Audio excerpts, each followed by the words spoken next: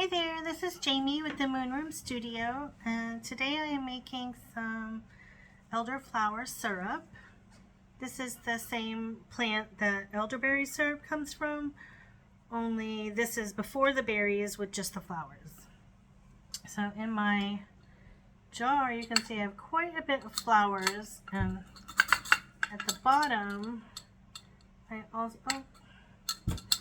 also have some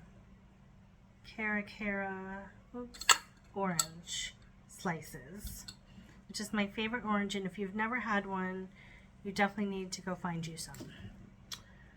They are a winter orange, and they're pink inside, and they have an amazing flavor. I don't normally like oranges, but I love the Cara orange, and I also love blood oranges.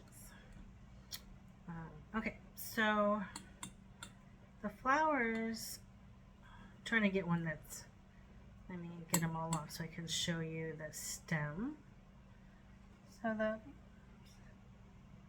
here's the stem, and you don't want any of the green parts because that will make your syrup bitter. You only want the flowers. And you also see the little balls, those are they will be berries, or these won't, but you know, those are the beginning of the berries. So you don't want those either. So no green parts and no berries.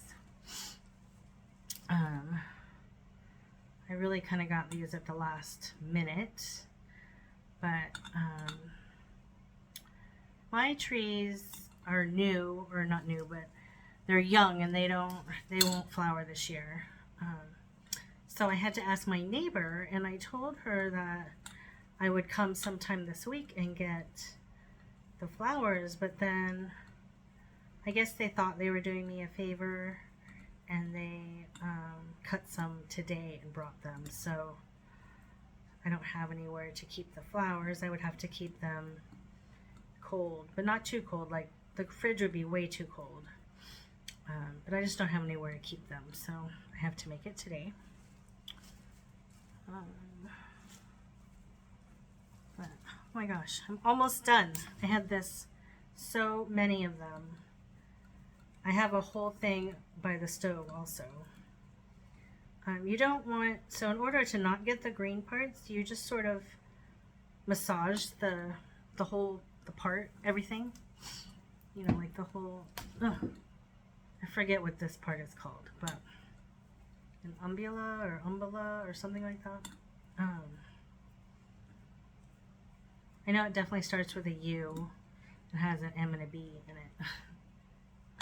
I just can't remember at the moment. So you just sort of rub them, and then all the flowers come off. It's pretty easy. It can be time consuming to do this part. Oops. And I already made this simple syrup, which I do. There's so many different ways to do it, and you know, then it's like, how long is it gonna keep?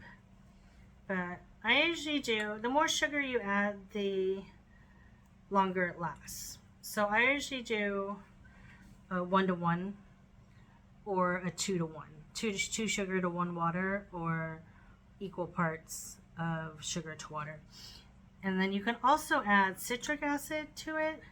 And I do the citric acid for this. Now when I make like elderberry syrup, I do not use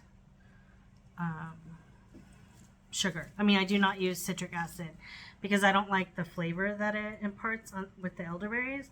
But with this one, because I already have citrus in it, I'm going to add the citric acid so it'll last longer.